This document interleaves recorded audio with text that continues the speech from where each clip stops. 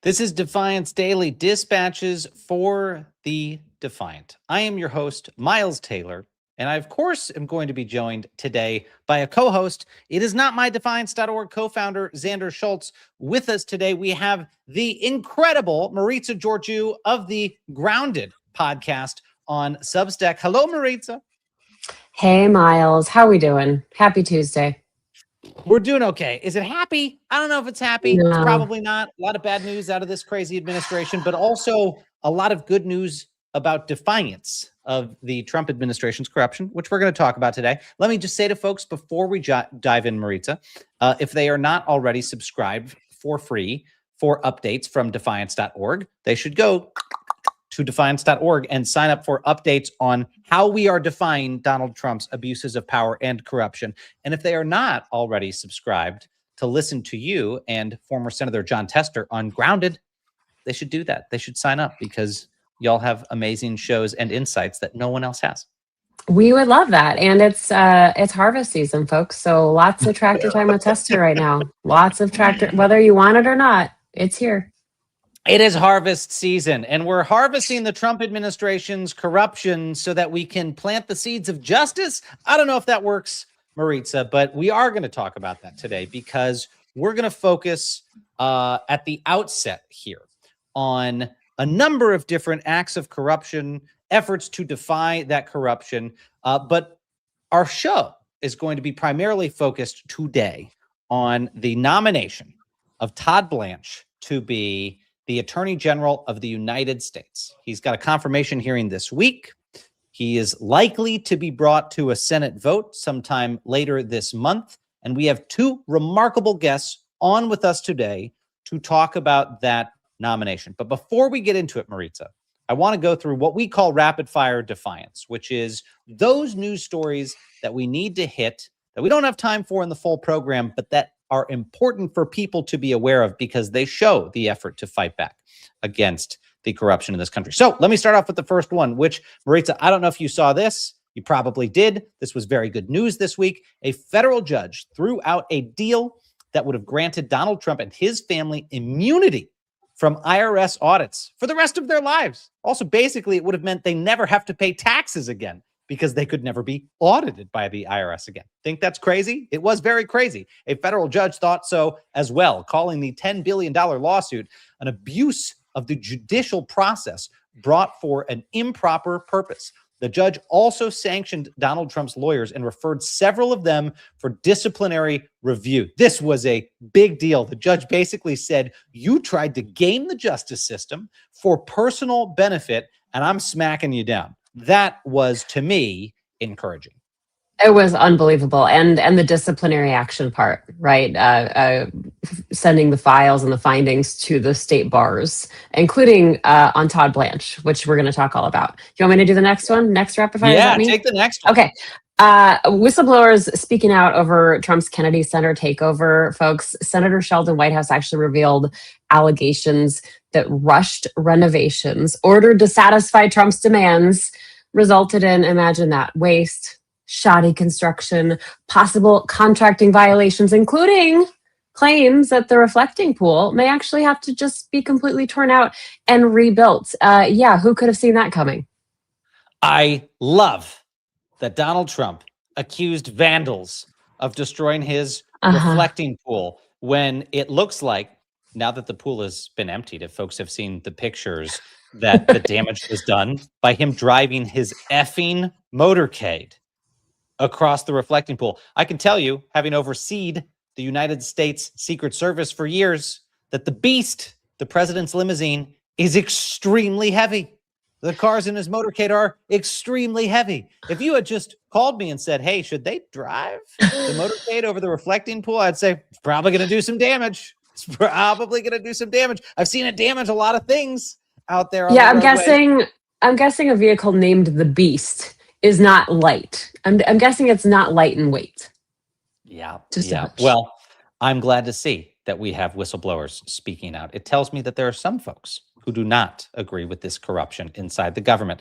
Next on the list of rapid fire defiance, Maritza, we have the Trump administration backing down on its $10 billion freeze of childcare and social services funding for 5 Democratic-led states, including Illinois, after repeated losses in federal court. The states are continuing their lawsuit, arguing the administration is trying to avoid further judicial scrutiny. Folks, this is a trend you are seeing again and again and again. The Trump administration is doing something totally unprecedented. They keep taking huge pots of money that are supposed to go to Democratic blue states and holding them back, demanding that those states concede to Donald Trump's policy efforts. We've never seen something this sweeping in the history of the federal government, of an administration consistently withholding money for terrorism grants, childcare, public safety, forest fires, as a way of coercing not just any state, just the states that didn't vote for Donald Trump. This is insane. It's illegal. It's unconstitutional. And federal judges seem to agree we're winning these cases. You want to take the next one, Maritza?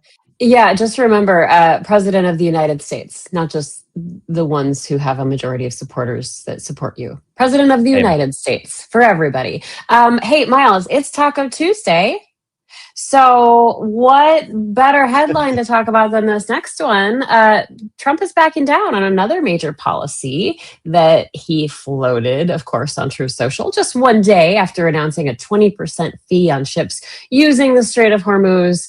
Well, he scrapped that plan. That was following pushback from Gulf allies, and now he's replacing it with promises of future trade and investment deals. You know, this also, we should mention, comes after the fact that his own Secretary of State, Marco Rubio, said nobody is allowed to put fees on the Strait of Hormuz. And then the president said, oh, but I'm going to try. I'll try.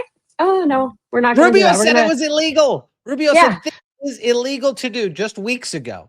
And then clearly there was no coordination inside the Trump administration. Trump, as he always does, just tweeted this into existence. And now they've walked it back. It's wild, Maritza. I would urge folks who haven't seen our conversation yesterday with Congressman Jason Crow to go back and take a listen to that conversation, because you'll get a sense of how massive of a policy shift this was for Donald Trump to announce he was going to basically place a tax on ships going through the Strait of Hormuz. Let me put it more directly for people. We started this war in part in the Trump administration's description to keep the region open to trade and commerce. When Trump announced his 3D chess move to one-up Iran was to do Iran's job for Iran by taking over the Strait of Hormuz and charging ships, it blew people's minds, especially Representative Jason Crow, who's on the House Armed Services Committee. Go take a listen to that conversation, and then you'll see why this news story is an even bigger deal today. But we don't have time to talk about that reversal, Maritza, because we've got even more obvious corruption to deal with in front of us, and that is Donald Trump's own personal attorney who cuts his side deals, who is his hatchet man for corruption, going in front of the United States Senate, in front of the Judiciary Committee, seeking to be Donald Trump's permanent attorney general. Apparently, he doesn't like the acting name, even though he is cosplaying as a public servant, despite being Trump's personal attorney. And so tomorrow, Todd Blanche will go in front of that committee. He will talk about why he is qualified, why he's not cosplaying. And unless something changes overnight, Reuters reports that Republican insiders believe he's on track to at least get out of the committee vote, if not to be confirmed to the job. Now, we've spent months covering the headlines surrounding Blanche, but on Sunday, our guest published a piece that takes a different approach. Instead of previewing tomorrow's hearing, he went back and watched every public appearance Todd Blanche has made since becoming Deputy Attorney General. The interviews, the press conferences, the congressional testimony. I don't envy the experience, but he did it. He did it for all of us so that you don't have to. And taken together, he says that those appearances paint a very revealing picture. The piece is titled, quote, "What I Learned by Watching Every Todd Blanche Appearance." It argues senators don't have to imagine what a Blanche Justice Department would look like. I mean, he has been running the Justice Department now for months. So tomorrow's hearing is really about whether senators think that record deserves another promotion. Joining us now is Ankush Khardori, who is with us to talk about that piece and much, much more. He's a former federal prosecutor, senior writer at Politico magazine, and a contributing columnist at Open File. Ankush, welcome, my friend. How are you? Good. Hey, Miles. Thanks for having me. One quick correction. I'm no longer at Politico. So Yeah, a former senior yes, writer at yes. Politico. Happily liberated. He's free. but yeah, Welcome to independent media, baby. I know. I'm like in the jumped in into the pool with you here. So, but thanks for having me. Welcome. The water's warm. The fascists are down in the deep end. We'll go get them. So, Ankush, I want to start off and ask you, because early in this piece, my friend, you write that on the merits, the question on Blanche, who I call Todd Carte Blanche, however you want to say it, boils down to whether Todd is an improvement over Pam Bondi, which is a very depraved question to even have to ask. You answer your own question in the piece in one word. Basically, you answered as no. Considering how controversial Pam Bondi was, that's quite a statement. Walk me through how you got there. Yeah. So first of all, if we're using funny names, I only used this once. Man Bondi is what I once called it. Because that's what you can do in independent media, folks. You could say it how it is. Right. Well, I did say it on TV once, but I didn't do it again. Anyway, to convey the point that he really was quite similar to Pam Bondi, and also it sounds funny. But I think you actually kind of hit the nail on the head at the start, which is to say, like, well, this is a question about, are you signing on to what has happened over the last year and a half? Because he has been riding shotgun the whole time. He's been leading major sort of initiatives here. He's been patting himself on the back and celebrating the indictment of Jim Comey, the pardons of the January 6th people. So he's had this very, very robust record. And so to me, I think on the merits, I think Pam Bondi did a bad job. I think Todd Blanche is doing a bad job. I do not think he should be confirmed. But if I'm trying to sort of analyze this as like a political proposition, and I'm putting myself in the shoes of the senators, I think it kind of boils down to, well, we just fired this person. Is this going to be an improvement or not? And I don't see how that is the case. I mean, I was quite, I've not been a fan. I've been a pretty strident critic of the Justice Department in the second Trump administration. But even I was quite surprised by, a lot of comments that he had made that I just had not seen or heard, making him a much more strident figure. I mean, you use the phrase hatchet man. I think that's kind of fair colloquialism to attach to him. And he has really been a lot more abrasive, and abrasiveness, that's fine, it's politics, but partisan in a way that we typically do not associate with the Attorney General, at least the attorneys general before Pam Bondi and some of Trump's, maybe arguably Trump's first term attorneys general. But, Bondi and Blanche have taken this to a whole nother level from Trump's first term. There's no question about that. Ankush, hi. We haven't met formally. I'm Maritza. I cosplay as Miles' co-host sometimes, and I think it's incredible that you say that he's more abrasive after that burn book fiasco. I mean, like the petulance that we saw on the Hill, right? But you hit on something here with Todd Blanche, is that he doesn't simply just lie for Donald Trump. He does it with so much confidence, right? And just indignance. And so you write that when he's challenged, he tends to become, quote, indignant, glib, angry, or simply plays dumb. And then you point to examples like saying when he said that every American should be happy after Trump directed the DOJ to prosecute his political opponents. So this is a question I have really when I look at the entire administration. But do you think that Todd Blanche genuinely believes what he's selling? Do you think he genuinely believes in the cause? Or is he just so used to doing what the job asks for and the fealty that he's required? This is a really challenging question in this context, because I had some dealings around him before he got elevated. I know people who used to work with him. So let me put it this way. He has worked with a couple of different, he worked at the U.S. Attorney's Office in Manhattan. And, he had a bunch of colleagues there, some of whom you probably know. Ellie Honig, who's a CNN commentator, Dan Goldman, who's a sitting congressman right now, Mimi Rocah, who is a legal analyst and was the Westchester County District Attorney. And what they said is when he was, at least Congressman Goldman and Mimi Rocah, who I interviewed for a piece, said, well, they were not saying like, oh, we know he's going to do a great job, but they're saying, well, from what we know, we are hoping that he will follow the sort of rules and ethical norms and practices that we all learned at the Justice Department. And I would say that they were hopefully optimistic, right? They were hoping for the best because they felt like, this is someone who came up learning the right things. That Mimi worked with him of helping to lead the U.S. Attorney's Office in the Southern District, the Westchester office. So she worked closely with him. I forget who was head and who was the number two, but one of them was number one and one of them was number two in the office.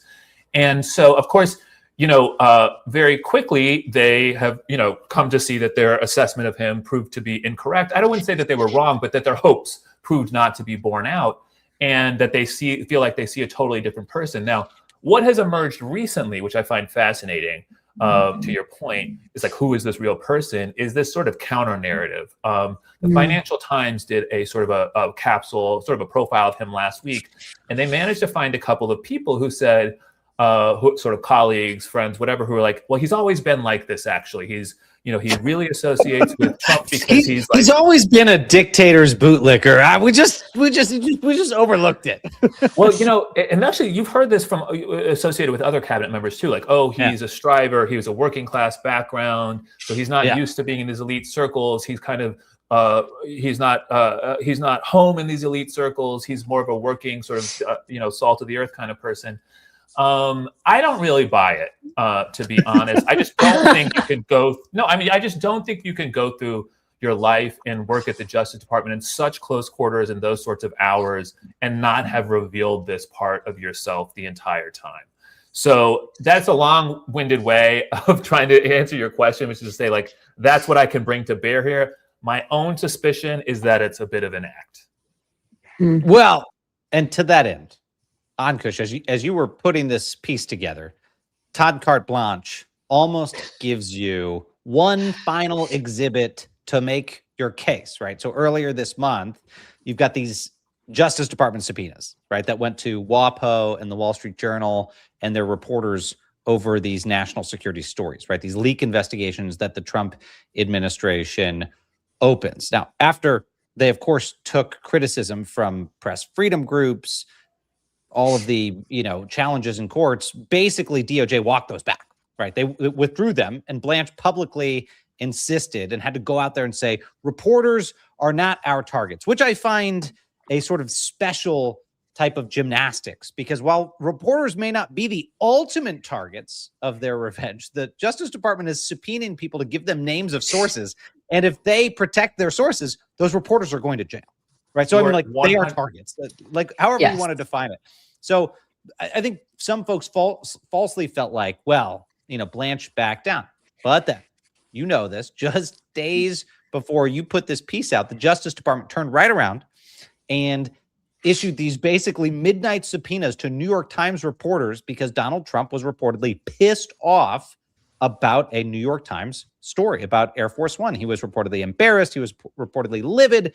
And so he demands Kash Patel come to the White House and run an investigation like live to go after these reporters and to get their sources. And you write, quote, he has evidently now reversed his reversal.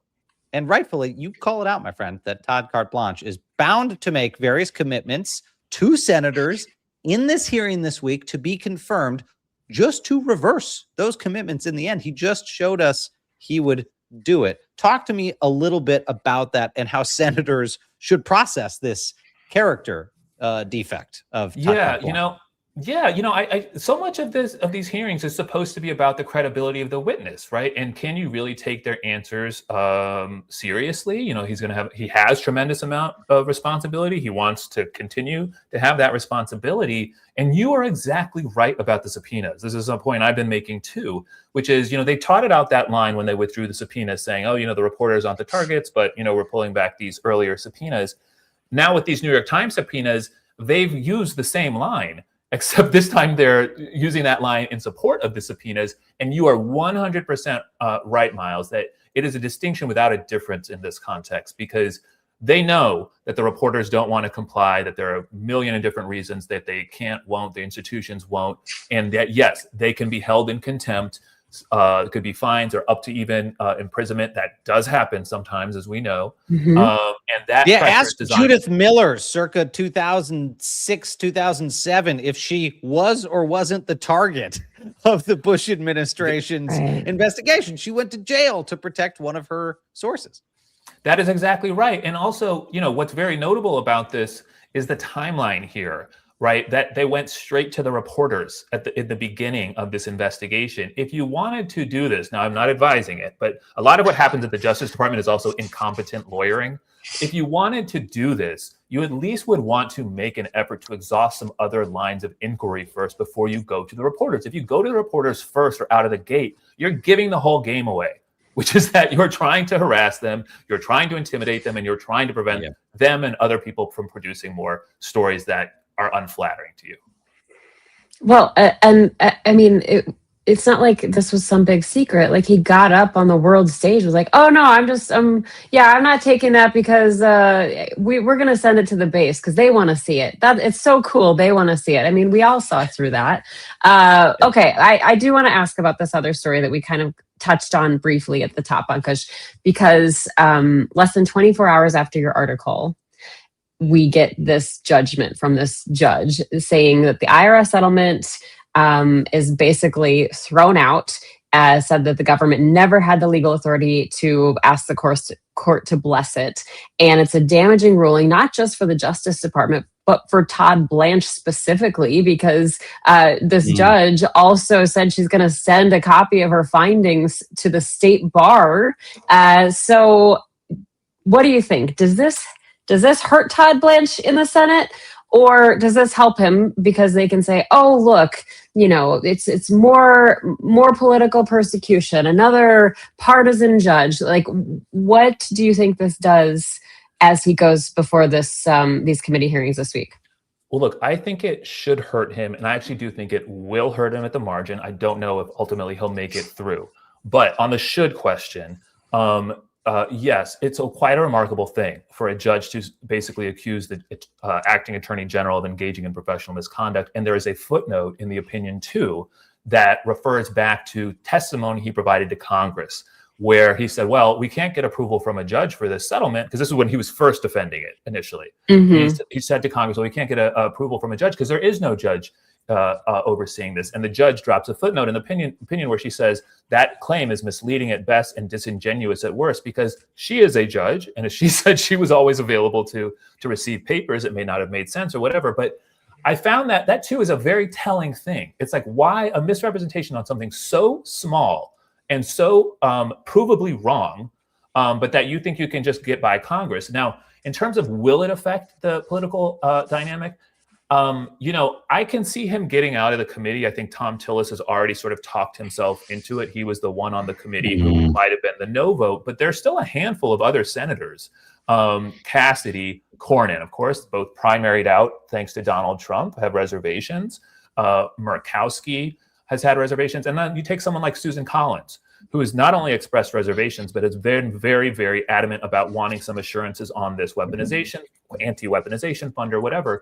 I would hope this gives her some pause about whether she can take any of its answers seriously. And of course, she's up for re-election this year, right? And the principal line of attack on her, I think you folks probably know this better than I do, but I think a principal line of attack is that she has been a Trump enabler, and that she has facilitated all of his cabinet picks and supported all the really important things, and that she has a no here or there or whatever, or she expresses concern.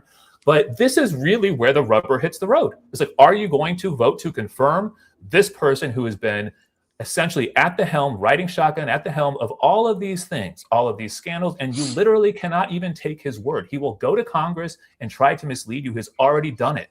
So, should it hurt him? Yes, I think it probably will a little bit. Whether he can, whether the White House can sort of strong arm people, I don't know. But I do think it is wrong for people to assume that this is already in the bag for him, because this is a year and a half after this. We're a year and a half into this. It is not the same way. The dynamics are not the same as they were a year ago.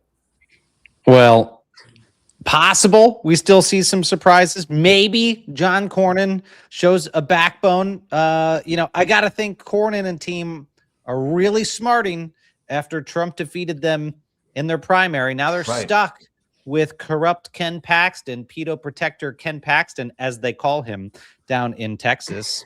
Their words, not mine. He's got to think that this is maybe one very powerful opportunity to push back against the Trump administration. But I don't know. And we'll for see. Tillis, I'll say, and for Tillis, I mean, this is a chance for him to have that John McCain thumbs down moment, right? I mean, Can I say something? Yeah, because you're totally right about that. But one thing I've noticed about Tillis is that he himself has been changing his rhetoric around this for the last couple of months in ways I didn't actually appreciate until I was writing this piece, because he had been saying, well, anyone who sort of disrespects the officers on January 6th or who downplays the significance of January 6th, they're not going to have my support for being confirmed into this administration. But over time, he's kind of narrowed his objection down to like, do you support the violent attacks on the law enforcement officers? And I don't think that that's an accident. And recently he said, well, I'm positively predisposed to Blanche. And it's like, well, yeah, if you continue to change the terms of your review and narrow them, they should be. But you're right. He should absolutely, by his own claims, he should be opposed to this nomination. Well, we're going to find out. We're going to find out soon enough. Ankush, wonderful to have you with us. Please tell our viewers and followers where they can follow you.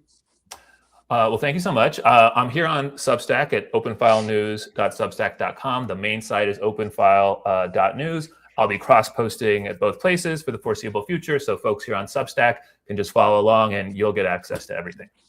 Get access, folks. Go get access. Ankush, thank you so much for what you've done as a prosecutor, what you've continued to do in public service, and now in independent media. Great to have you with us, my friend.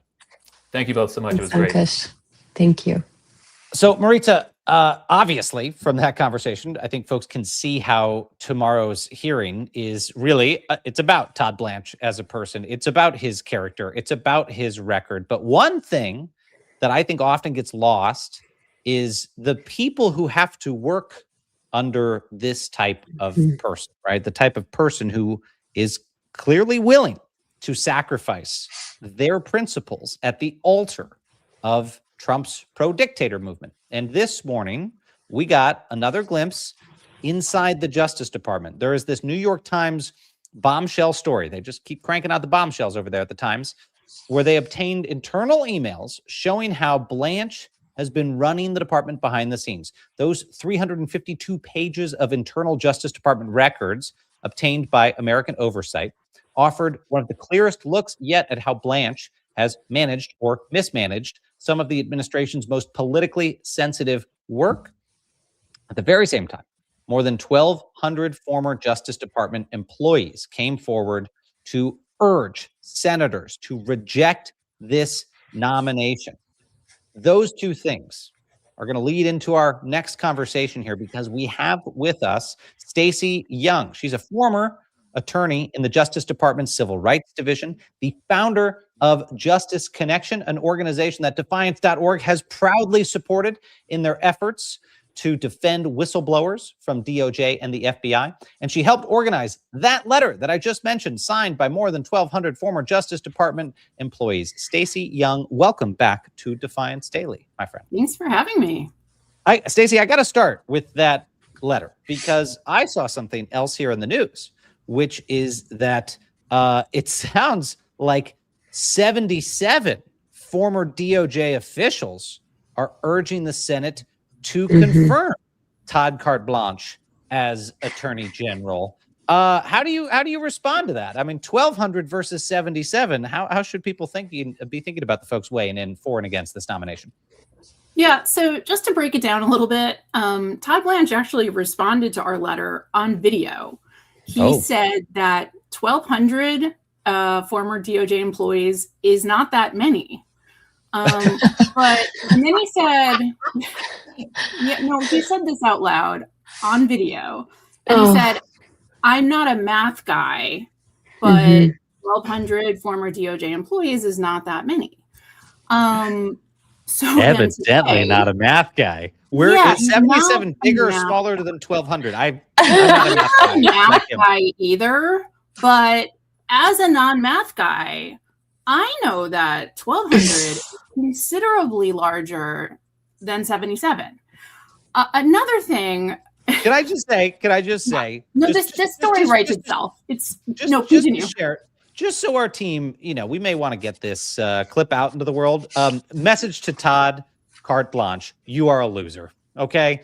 And if it gets boiled down to the numbers here, you work for a loser. You've been proven just now clearly to be a loser. 77, a lot tinier, big guy than 1,200. Just want to put that out there. Anyway, sorry, Stacey, back to you to contextualize it in a more high-minded way for us.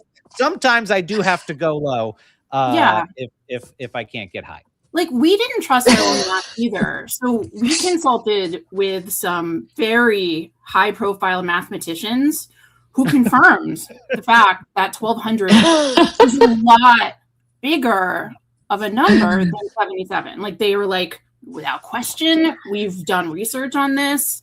1,200 is a lot more. Did you ask RFK Jr. though? Because he's really good at this. He is really like, that dude is into science and math. We all know that. Yeah, he's really good at it. So he's like into science and math the way that I was when I observed my brothers, like, lighting ants on fire when we were camping. Like, the sort of cruel, creepy type of science. Right. Yeah. Pseudoscience. Anyway. The experiments, Can I ask you though, Stacey? I was just going to ask you about this other Times story about Ed Martin, because the emails that they obtained, that American Oversight put in the FOIA request for, paint this picture. That's the opposite of what Todd, that's what we should call him. Oh. Todd Carte Blanche is what we are calling him, tries to say, which is he tries to paint this picture of the Justice Department acting above board and by procedure. And these emails show a guy who is directly micromanaging the president's personal revenge campaign in the department. There is no other way to put it. And it shows him even trying to rein in and directly control Ed Martin, who was tapped to basically lead the revenge campaign. And for folks who don't remember, Martin, this is the guy that represented the January 6th defendants and had almost no real prosecutorial experience and was pushed out as acting U.S. attorney for Washington, D.C. after his nomination ran into total bipartisan opposition. So they stick him into this weaponization job. Yeah. Yeah. And then they pushed him out of that job because he fucked up in that job too. So tell me about that. I mean, what did that say to you? What did these revelations say to you about Todd Blanche's management of the department and the implications of giving him a longer leash as the formal United States Attorney General? Yeah, I mean, so people in DOJ know that Martin's been marginalized for quite a while, and that, the department really has been run by Todd Blanche long before he was acting Attorney General. It's widely known that he and people in his office have been responsible for many, I think most of the vindictive and selective prosecutions and investigations we've seen. It's Todd Blanche. Todd Blanche has been the president's lawyer from day one. We should not expect him to stop being the president's lawyer if he's attorney general. He has said out loud, we should want the president involved in prosecutory decisions. He has declared war out loud on the courts, on judges. He has been involved in violating court orders. He was the architect, or one of few architects, of the slush fund. He was responsible for the Epstein file debacle. I mean, the list could go on and on. This hearing this week should be a month long. There are so many abuses and violations Todd Blanche is responsible for. The fact that the Senate is seriously considering this nomination is preposterous. Mm-hmm. On top of telling the DOJ, like, no, I'm not going to comply with that order about the lawsuit over the Epstein Files Transparency Act that Katie Fang filed. I'm not going to comply with that. No, we're good. We're good here. I like, there's so much. So Stacey, let's talk about the timing of this story coming out. I mean, what does it mean to you? How significant is it that this story kind of giving us an inside look into the DOJ under Todd Blanche? Is it significant that it comes out right before these hearings, or do you think it even matters? I mean, the story itself is extremely significant, whether it had come out a year ago or today. But certainly every senator who's going to be voting should be reading this story and paying attention and understanding what it means. What it means is that Todd Blanche was directly involved in so many of the shenanigans we've seen at the Justice Department. He has operated over and over and over again as basically like the facilitator at DOJ of the president's retribution campaign. You cannot confirm this guy as Attorney General if you have an honest allegiance to the rule of law. This guy is not concerned about representing the public and upholding his oath to the Constitution. He is interested only in doing the president's bidding. And Congress needs to exercise its oversight authority. It needs to be a check on the executive branch's power and say, no, this guy is an unacceptable choice to run the department. Let's not forget about his meeting with Ghislaine Maxwell, too. I mean, that whole thing. There's just so many threads to pull on. Sorry, Miles, go ahead. Well, no, I was just going to say it's just so striking to me. And I got to emphasize to folks, I mean, we got a diversity of political opinion here, even just on this screen. I've spent my life shilling for Republican nominees for different cabinet positions happily and believing in it, and spent my life working in Republican administrations and for Republicans on Capitol Hill.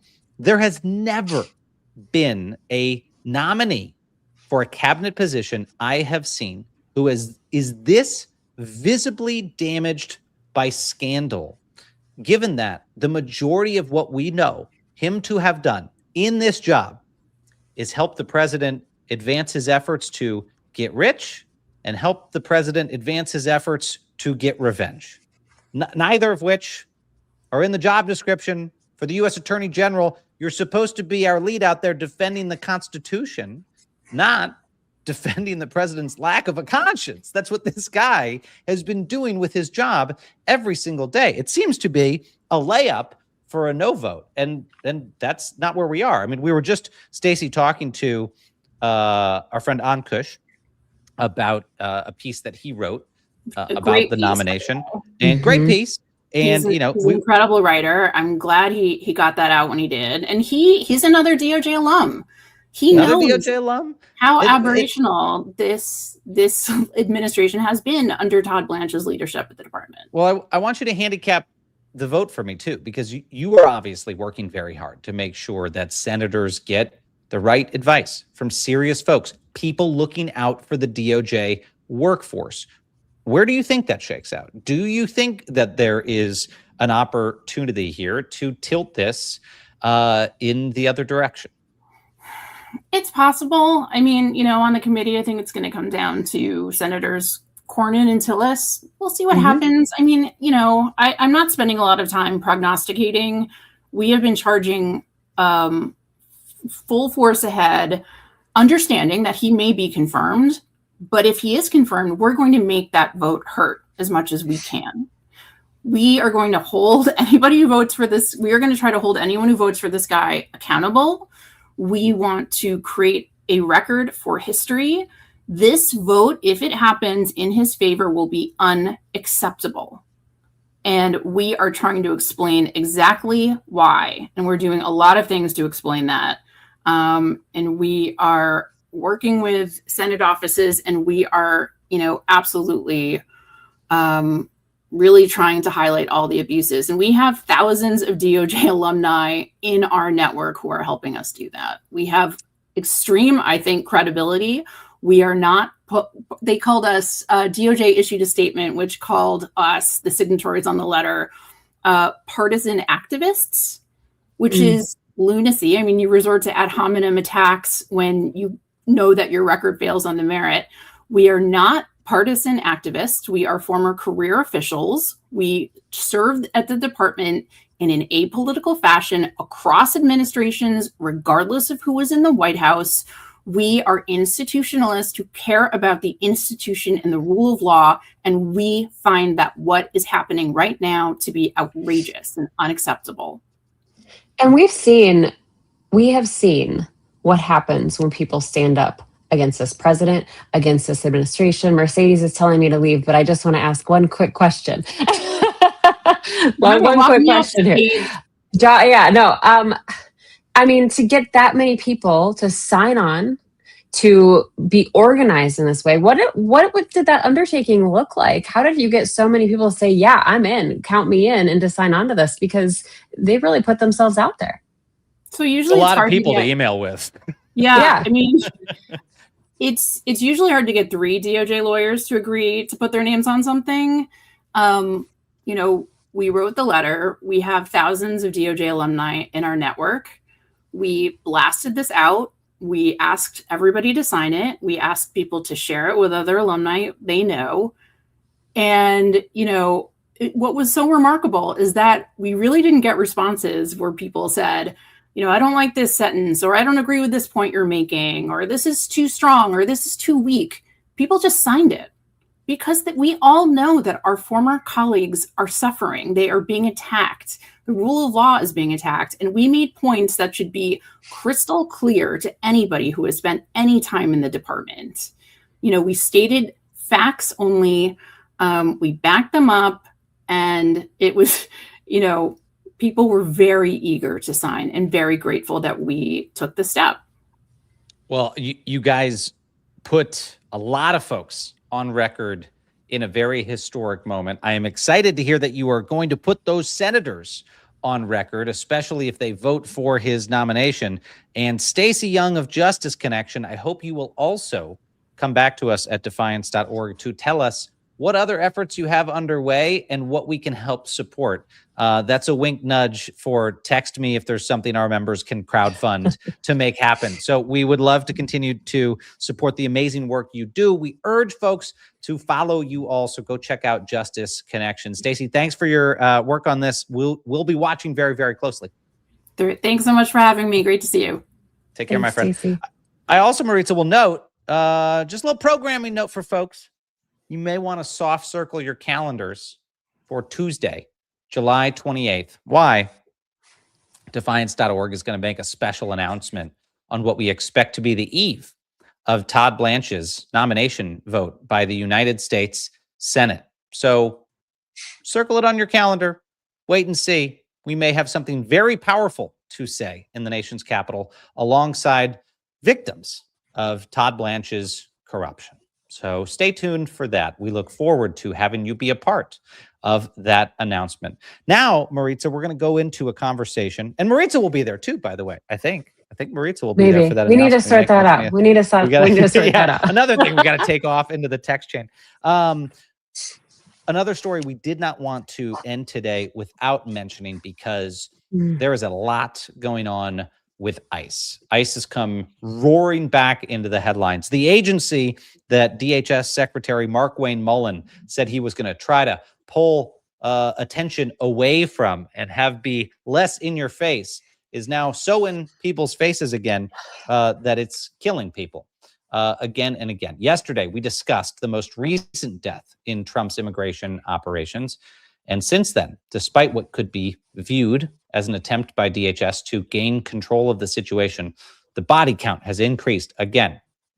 Before we go to that, though, I want to discuss the shooting of Joan Sebastian Guerrero, this 25-year-old Colombian national. So we're going to go to Rachel Maddow as she broke down the news very, very thoroughly. Now, this bit is a little bit longer than our normal clips, but I don't want you to miss anything with what's happening here. And Rachel had the best take on it. So just have a listen. A car, right around that same time, slowly rolling, seemingly unhelmed, slowly rolling in a circle at an intersection where this happened in a town called Biddeford, Maine.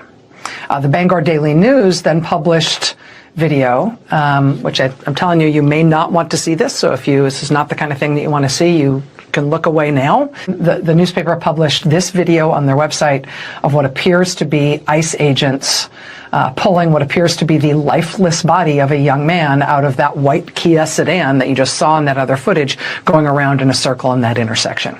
I should mention that as they pull this young man out of the vehicle, it appears that they kind of bounce his head on the ground a couple of times. And then they appear to handcuff what, again, appears to be his lifeless body. But the man in that footage is a 26-year-old man. He's identified by neighbors as Juan Sebastian Guerrero. He's described by people who know him in Maine as somebody who was 26 years old, fully legally employed, legally working in the United States. He had legal permission to be here and to work here. But this morning at 7:17 a.m., he was shot and killed by Trump's federal agents on the street. Maine's independent U.S. Senator Angus King told reporters today that there was not a warrant for Mr. Guerrero's arrest, that he was not the target of ICE operations in Biddeford, Maine, but still, ICE agents, for some reason, killed him. Maine state authorities say the officer who killed him this morning is with ERO, the Enforcement and Removal Operations Division of ICE, and reportedly that agent has been put on leave pending an investigation into the shooting. Will there be a real investigation into the shooting?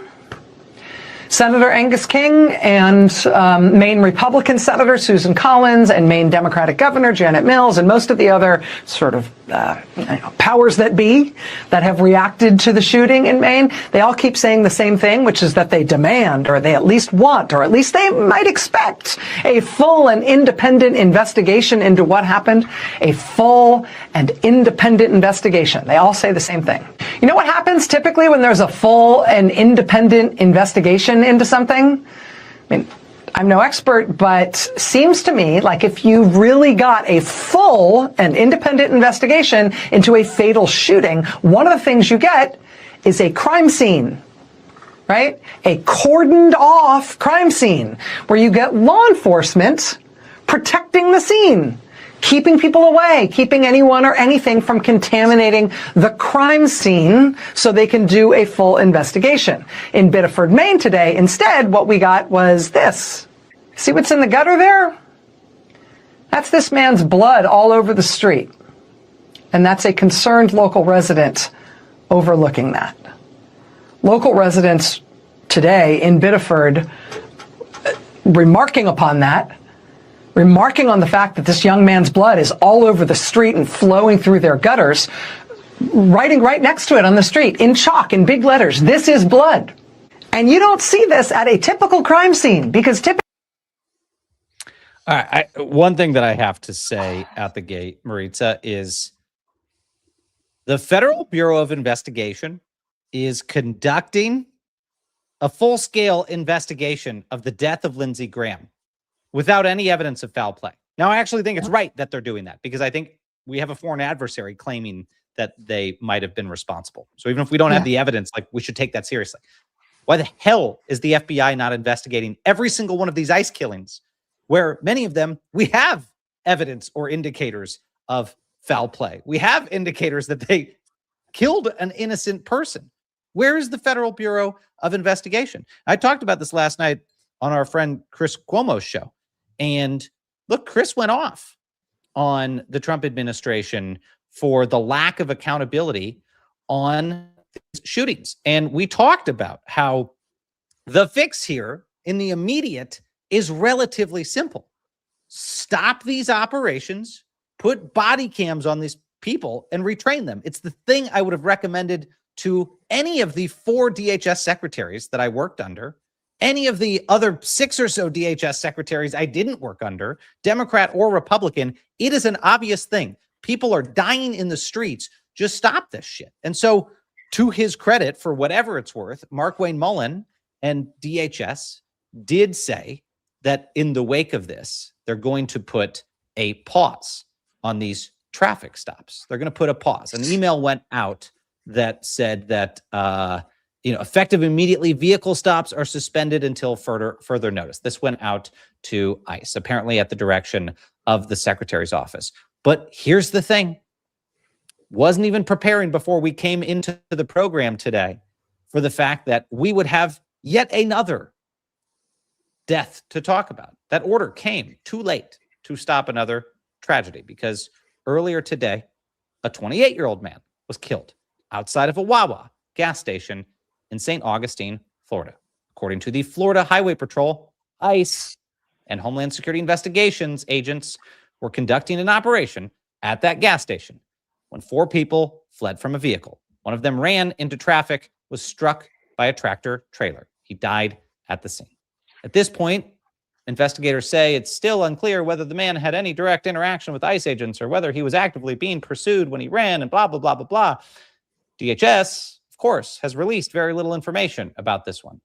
The man's identity has not yet been made public. But here's what we know.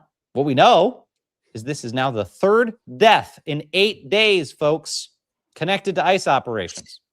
In Houston, Lorenzo Salgado Arujo was shot and killed during a traffic stop. On Monday, Johann Sebastian Duran Guerrero was shot and killed in Maine after federal agents stopped a vehicle carrying people they weren't even looking for. Now today, another man is dead during an ICE operation in Florida. 3 deaths, 3 separate instances. It just keeps happening. I want to get your reaction to this, Maritza, because I don't think there's enough outrage. There's a lot of outrage. This has got to be deafening decibel levels for this administration to understand once again, as we taught them in January, to cut this shit out. Yeah, I mean, it's so hard to watch this, Miles, and not feel anguish and grief. I am a daughter of Minneapolis, where 2 people were gunned down there. My mother lives near St. Augustine and flagged this story for me earlier today. I think one thing, when you quit just reading these as headlines and numbers and names and ages, and you see the firsthand accounts. There was a witness in Maine who said that when they pulled Guerrero's body out of the vehicle, that he said multiple times, "I tried to stop." Somebody who, it's being reported, had work permits to be here and work here legally. And why are we allowing this? I agree with you. Yes, he had a social security number, Mercedes says. Why are we allowing this? Why are we normalizing this? Why are we acting like these are just more headlines?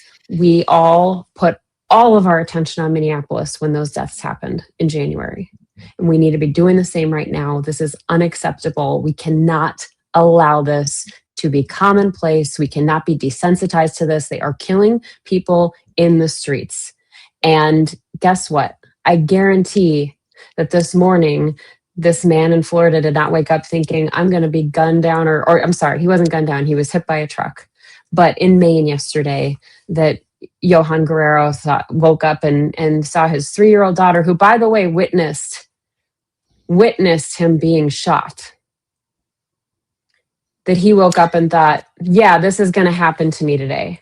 We need to collectively say, no, we do not just kill people. We are not going to disregard human life and let blood flow into the gutters while FBI agents are tearing through Lindsey Graham's house. Yes, they should be there, and they should also be in Maine. Could not agree with you more. Could not agree with you more. In fact, it made me think of something I mentioned the other week, Maritza, when we were on.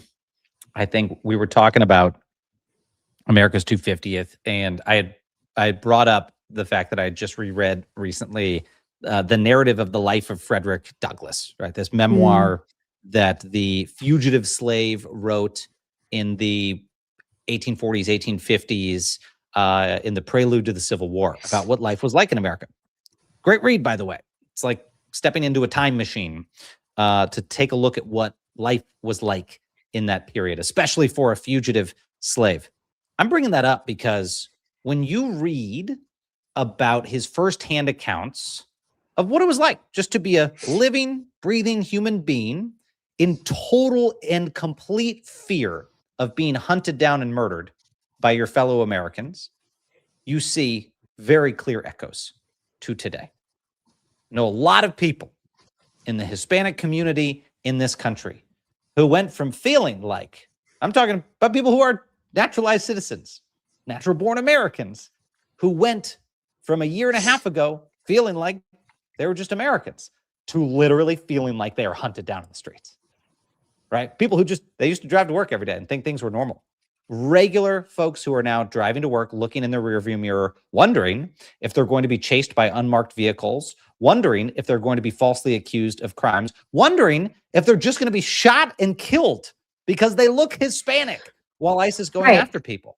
Because it doesn't matter if you have your papers, but they're chasing people down in unmarked vehicles and shooting people without even talking to them. It doesn't matter if you're here and you're documented or you're not documented. If they think you might not be, they might just shoot you.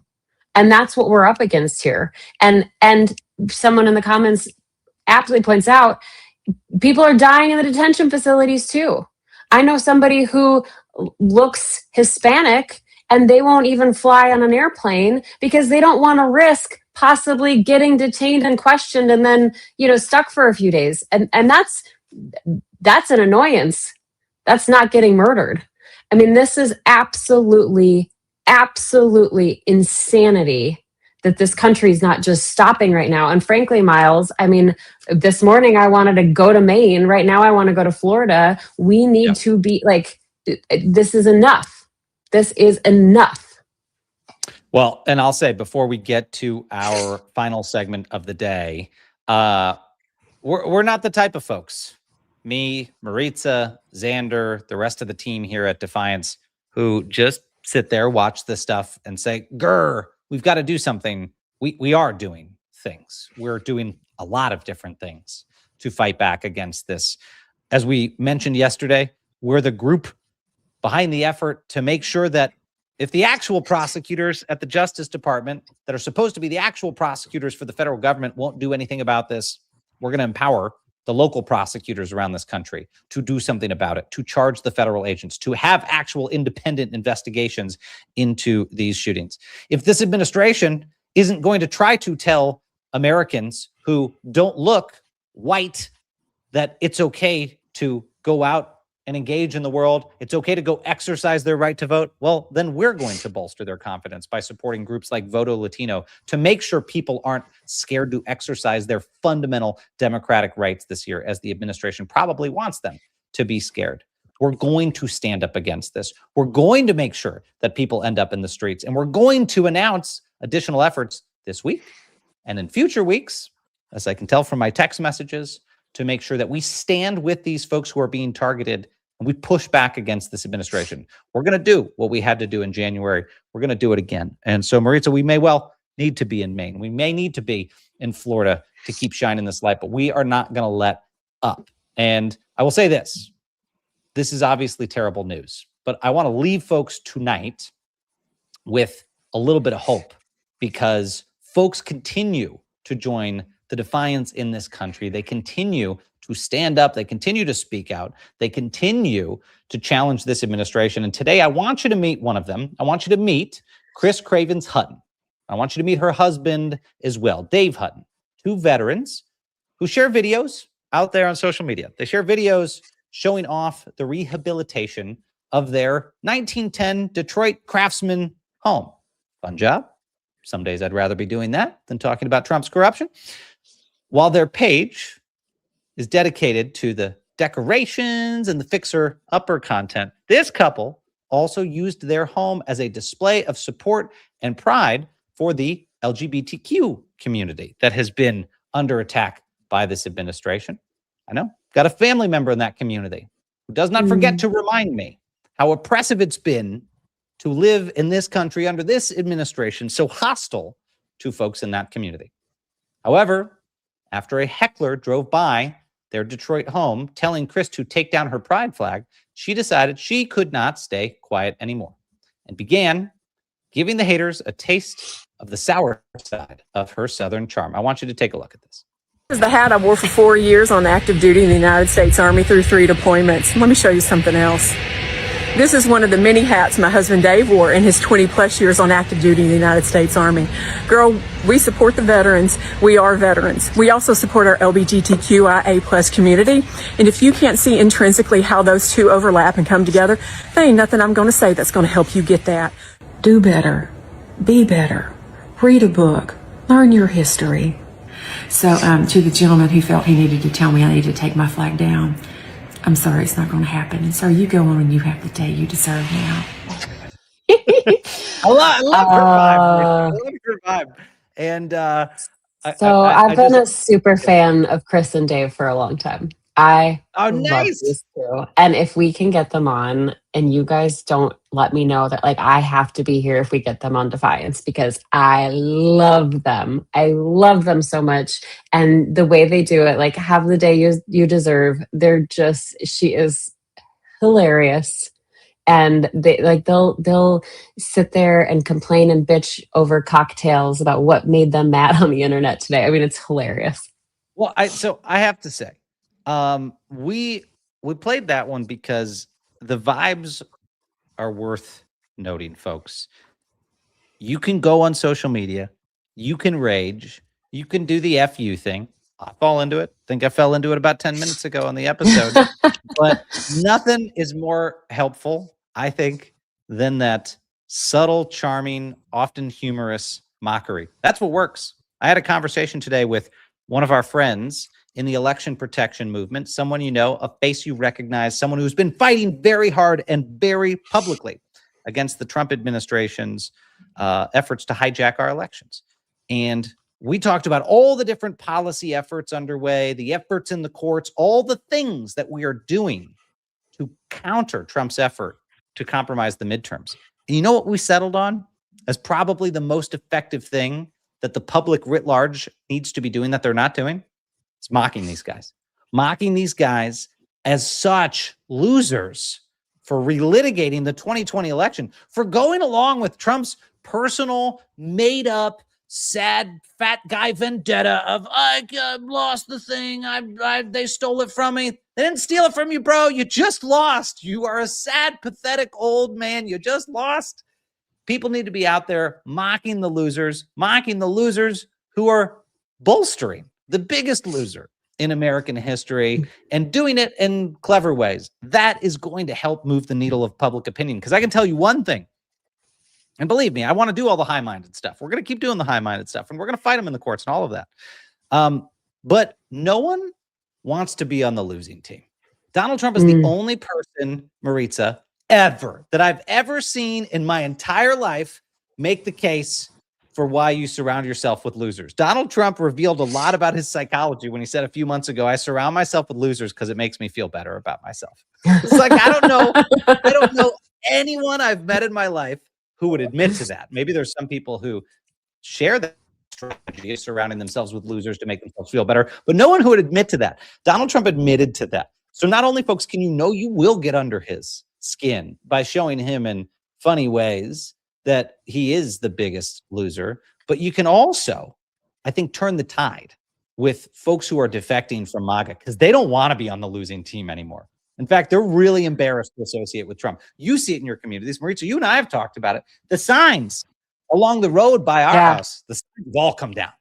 There was Trump, Trump, Trump, Trump, Trump, Trump, Trump signs everywhere. They're all gone. Yeah. These people didn't stop voting Republican. They just started getting really embarrassed to be associated with the losing team. It works. Take the high road. I will just say, final thing I told my friend in that conversation today was what a mentor told me a long time ago that I've never lost sight of. This is a U.S. Marine general said, always take the high road because up there, you've got the better field of fire. And that rings true. Yeah, he obviously doesn't subscribe to this theory that I subscribe to, which is that you take on the qualities of the people you surround yourself with. And so you should surround yourself with decent people with morals and intelligence and who care about others. I mean, that's what I try to do. But Donald Trump is the reflecting pool of losers. Ooh, the muddy green, disgusting algae-filled reflecting pool. Yeah. That's right. Well, I'll just say to Chris, for turning a shitty interaction into a beacon of defiance. Welcome to the Defiance. And Maritza, we will try to get her and her husband on the program. Please. Competition started. You reach out, I'll reach out. We'll see if we can get their bring them onto the program. Maybe they can teach us a thing or two about mocking these folks in a way that does some good for democracy. I like this. I think we need more friendly competitions on this show. I like this. Let's do it. I'm in. We certainly do. All right. Rock and roll. Very excited about that. A couple of programming notes for folks. Tomorrow is Wednesday. Tomorrow is our weekly mission brief. This, as I said earlier in the program, is when we announced real actions to counter Donald Trump's corruption. This week, we are going to have back on the program our friend Beto O'Rourke from Texas. We are not just going to sit here and take all the election lies from Donald Trump. We're going to do something about them. So join us tomorrow to hear what that is, to hear how you can participate.